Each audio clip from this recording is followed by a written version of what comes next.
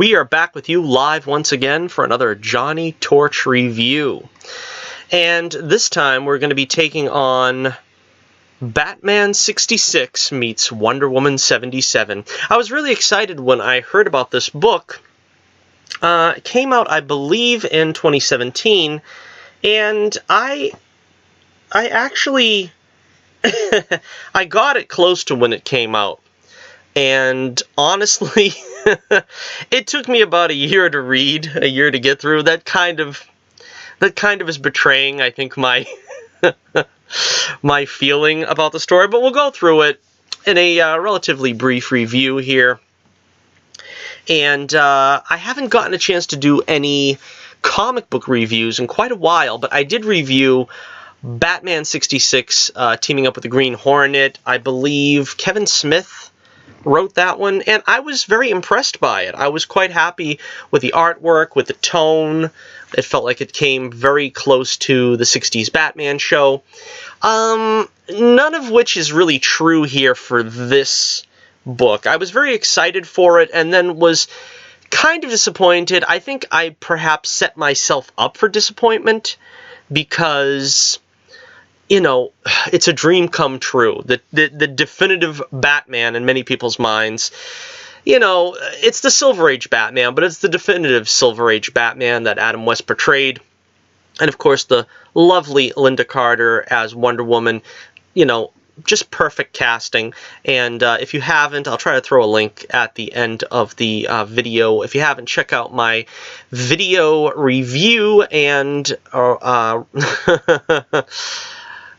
review and retrospective on the entire Wonder Woman live-action series. But let us get now to the topic at hand, which is the actual comic Batman 66 meets Wonder Woman 77. Now, this is a noble attempt. A noble attempt. Unfortunately, as I said, the artwork didn't really impress me. This is a beautiful cover by Alex Ross, of course, who can do no wrong in the, you know, in the artistic venture. Looks very much like both Adam West and Lynda Carter. Unfortunately, most of the artwork therein is not, it's quite not the case. Let's see, pencils were by David Hahn, inks by Carl Kessel, Bill Williams, colors by Mad Pencil, and letters by Wes Abbott. The story is written by Mark Andreyko, Jeff Parker. Alright, so there is the credits for you. And, let's see, starting off with Act 1. Act 1, now this was kind of a noble idea. The idea is to span 3 decades in the life of Wonder Woman and Batman. Of course, Wonder Woman started in the 40s, as the ABC television show did, and they spent 1 year in the 40s fighting Nazis and so on and so forth. Of course, this would have to take place if we're going to do 60s Batman, and he's, you know, perhaps 30. This would make him be about 10 or younger. And the Nazis end up having a infiltration into the Wayne Manor, who is hosting a party where Diana Prince and the co-stars of the Wonder Woman television show, Etta Candy and Steve Trevor Sr., are taking place. Young Bruce meets young Talia al Ghul. The villain, of course, is Ra's al Ghul, because, you know, what other villain could span the decades and still retain his youth? This was arguably the most accurate feeling to any of the shows. This did feel to me very much like that first season of Wonder Woman, where Wonder Woman is taking on Nazis, and I could see a green-cloaked Ra's al Ghul, perhaps being played by Ricardo Montalban or something, being the heavy in an episode or something. It did feel quite in keeping with the Wonder Woman original series on television.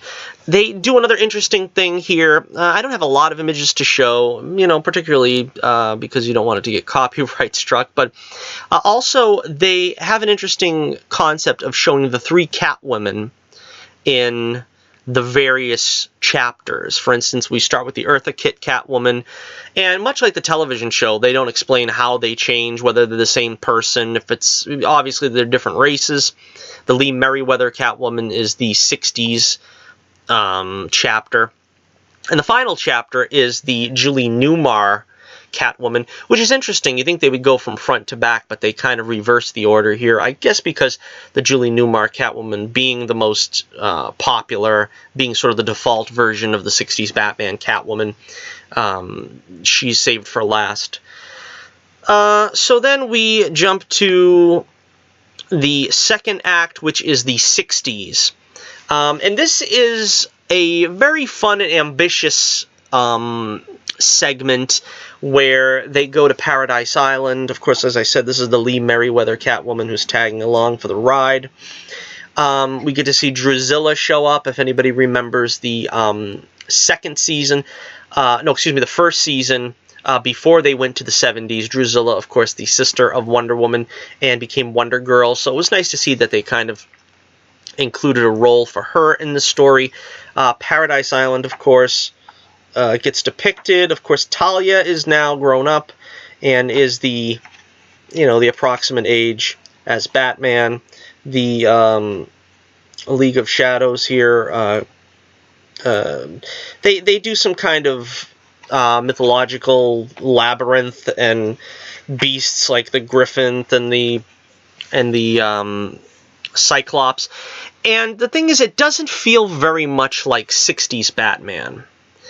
And the problem is, it would be okay if it felt more like 70s Wonder Woman. What this actually feels like to me is like a Super Friends cartoon, where, there's no restraint by budget, there's no restraint with storytelling. It feels very much like they were just trying to go for the gusto, and I think less is more in a case of 60s Batman and 70s Wonder Woman. Neither show really had a budget that would support such a, ambitious storyline. Ra's al Ghul, of course, comes back, and we see him face them. As I said, the artwork is not very impressive. Burt Ward is not going to be recognized as this Robin. He looks nothing like Burt Ward.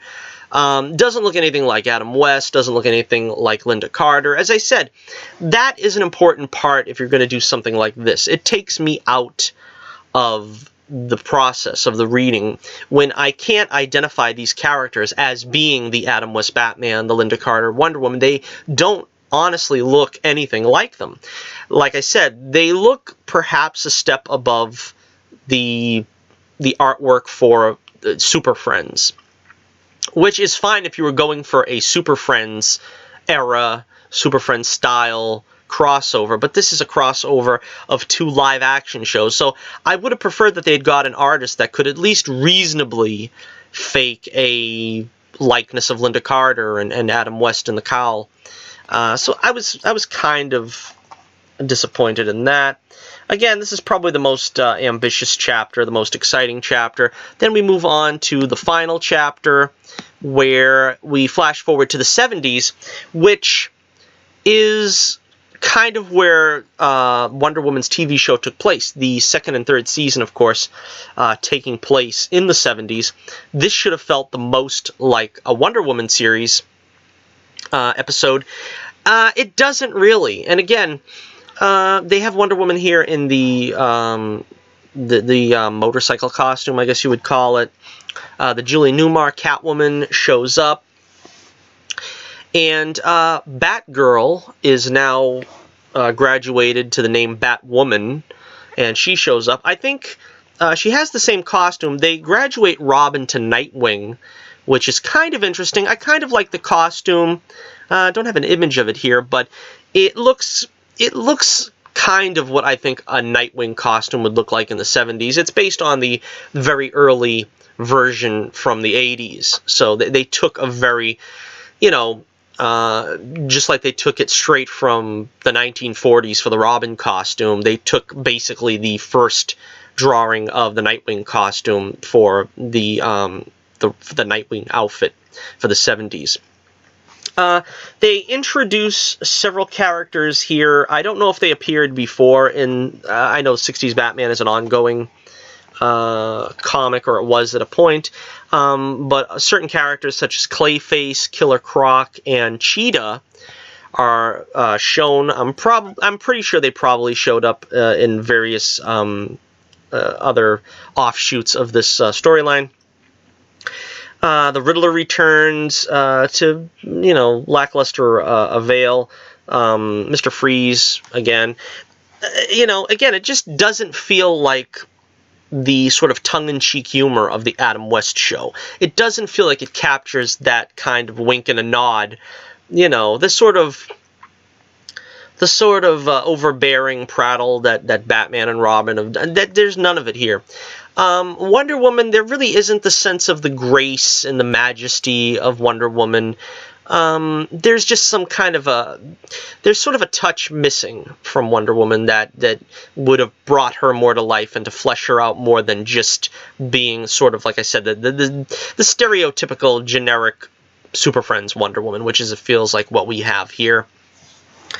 Batman gets pressed back into service, but he is hesitant, as in this version they have him kill the Cesar Romero Joker, which, again, I believe because the Joker kills Alfred. And, I don't see the 60s Batman killing anybody, least of all the Cesar Romero Joker. That was probably the most disappointing aspect of this. I mean, if you're going to do a Dark Knight Returns or some kind of post-apocalyptic Batman or something, and you want to go for the, well, Batman broke his one rule and now he's sort of a shadow of his former self, you could do that. You can do that, but I don't see that in 60s Batman. I don't see that at all being the case. And so once again, it took me out of it. It felt like glorified fan fiction, really. It felt like somebody that really didn't have their heart into 60s Batman and really didn't know a whole lot about 70s Wonder Woman kind of just figured, for a lark, let's put these two famous characters portrayed by actors into a story together. But it doesn't really hold up. It doesn't feel genuine to me anyway. I won't give away the ending, but Ra's al Ghul's fate is, somewhat predictable. It's not the most original story. I'm the first to always say that, no story is wholly original, so the fact that this is kind of goes off the way I expected it to go isn't the worst thing possible, but I wouldn't say that the storytelling here really makes it justifiable. So, if you're a big fan of 60s Batman, as I am, and a big fan of 70s Wonder Woman, as I am, I think you should go into this with tempered expectations. I don't think you're going to really get that nostalgia feel.